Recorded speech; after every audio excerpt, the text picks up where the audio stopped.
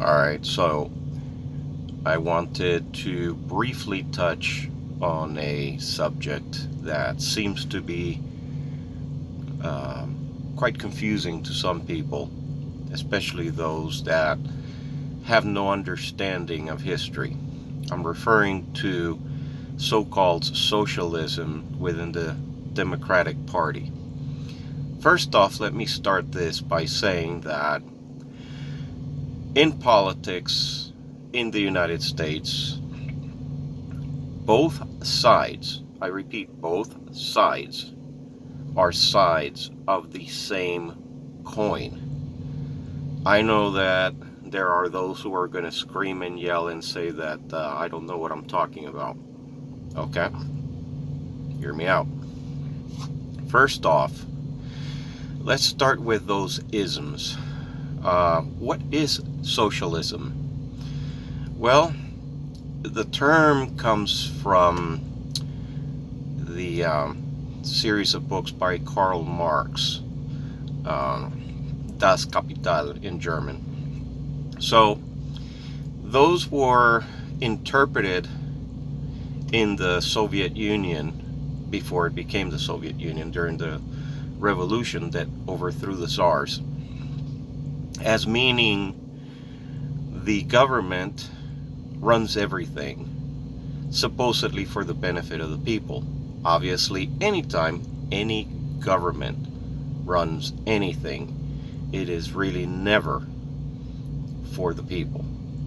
I don't care what they tell you. I don't care who tells you that. So that said,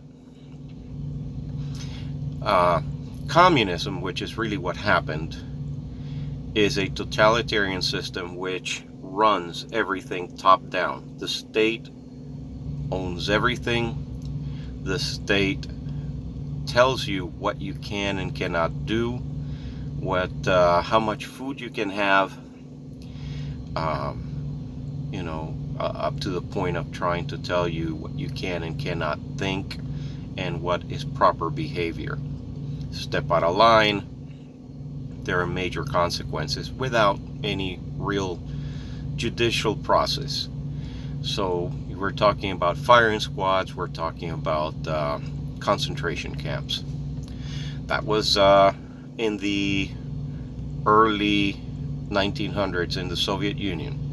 Now that started to spread, and the biggest fear in Europe that had just finished World War I, especially among the industrialists, was that communist system spreading to their countries and obviously taking away their power and their money.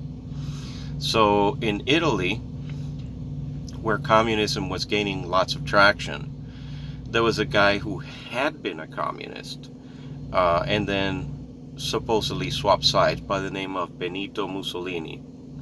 He was approached by the industrialist who financed him, and then he literally just walked up to the government house and proclaimed himself the ruler of Italy. Because of the alliance between industry and a socialist system, which they felt was needed to hedge against the promises that the Bolsheviks were making out of the Soviet Union. This became known as fascism. So fascism, for those that don't understand, is a combination where industry or businesses go side by side with whoever the ruler is for the benefit of both. So they claim it benefits the people because the people don't get to suffer the indignities of going without, because industry is going to make sure you go and have whatever you need. In a nutshell, that is fascism. So it's a combination of industry with socialism. The next thing that happened was in Germany, who had lost World War I, they were hit by a severe depression, which was the Great Depression in the United States. It actually was a worldwide depression. So the same thing started to happen over there. Actually, it was worse. You actually had parts of Germany that had fallen under the control of local communists. And so you had huge numbers, over 100,000 of the demobilized military who were basically for hire, and they were not going to put up with communism. So the industrialists needed somebody to stand up to communism and to be able to mobilize this army that was basically a militia. That person was Adolf Hitler with the brand new National Socialist Party. Again, here we go. Socialist because, you know, Bolsheviks were gaining traction by offering free this, free that, and free everything. Democracy had obviously failed. So the only thing they could do was come up with an alternative form of so-called socialism that would satisfy the alliance needed between industry and government. So that said, in Germany, the twist was a little bit different. It was known as National Socialism. Okay, so what is National Socialism? It's basically fascism with the added layer of racism. Okay? Adolf Hitler himself said Nazism is a German phenomenon. Those were his exact words. It cannot be duplicated anywhere else. So it cannot be exported like Bolsheviks' communism. And he was not really looking to export the ideology. So, that said, those are the differences. I'm not going to get into long drawn out discussions about the evils of communism versus the evils of Nazism, because frankly, there's very little difference. Actually, Stalin killed a lot more people than Hitler did. They just don't tell you that because we, the United States, went to bed with Stalin in World War II. That was after the Nazis had gone to bed with them and split out Poland.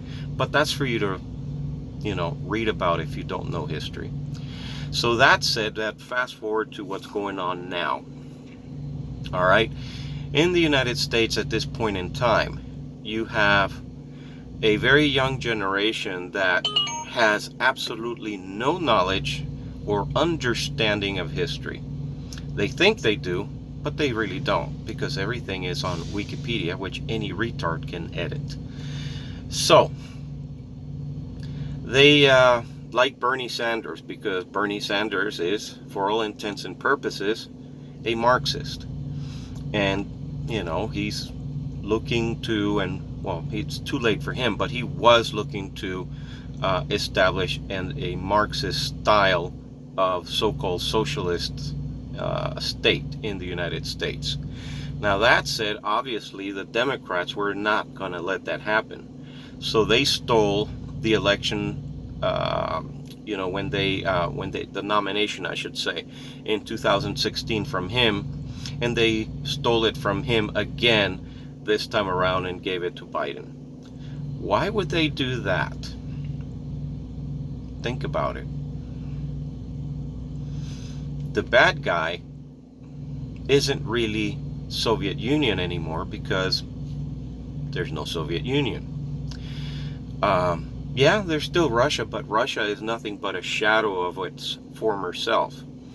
So it is not an economic threat to the United States. It barely even poses a military threat.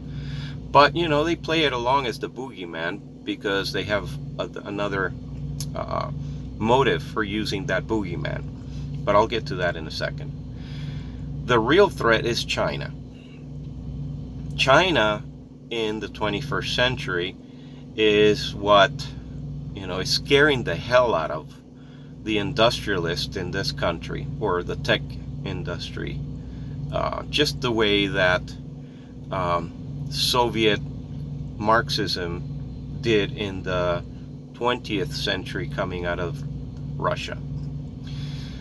So we, the United States, created the modern state of China when in 1973 Richard Nixon went out there to bring capitalism to a so-called communist state. Actually, they were more hardline communists than the Soviet Union.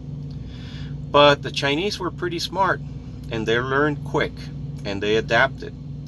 So when you take the principles of capitalism and mix it with socialism, what do you get? We've already seen two examples in the 20th century. Okay? We get fascism. Fascism as in fascist Italy. In Nazi Germany, it was still fascism, but they called it Nazism because of the racial overtones. But other than that, in the economic form specifically, it was fascism. So that said, now, if you know that and you understand that, then you understand the alliance that has happened between the tech industry, actually most industry, in this country, which is multinational industry, but still they're the ones that are domestic, with the Democratic Party. Okay?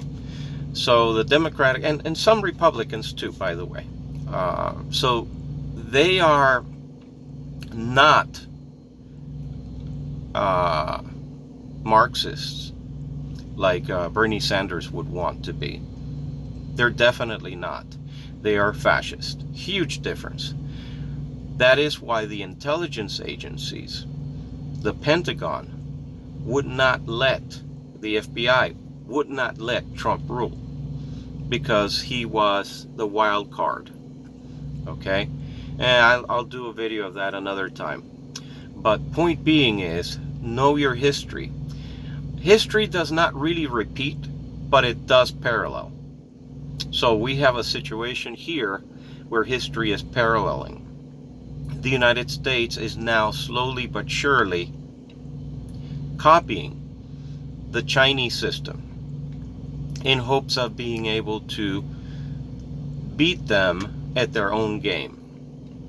So if you really think that there's going to be democracy and freedom, freedom as in Bill of Rights and the Constitution, coming out of the Democratic Party or even the Republican Party, you are sadly mistaken.